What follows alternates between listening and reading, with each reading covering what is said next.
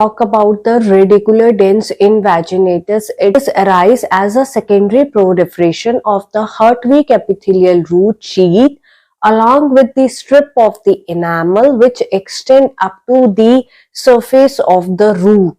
If we see radiographically, it is the dilated invasion of the enamel, the opening of the invagination that is present at the lateral aspect of the root.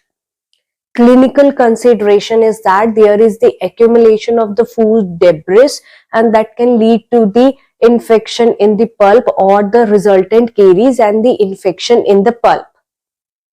So the clinical consideration is that there is the collection of the food debris that result in the dental caries, and later on there is the infection to the pulp.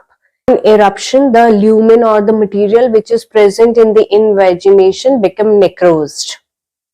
So that's all about the today's topic regarding the dens in dente. Hope you liked this topic and understood it very well with the pictures as well as the explanation. If you still have any query, you can drop me the mail which is shown on your screen, and don't forget to follow me on my Instagram ID which is shown on your screen.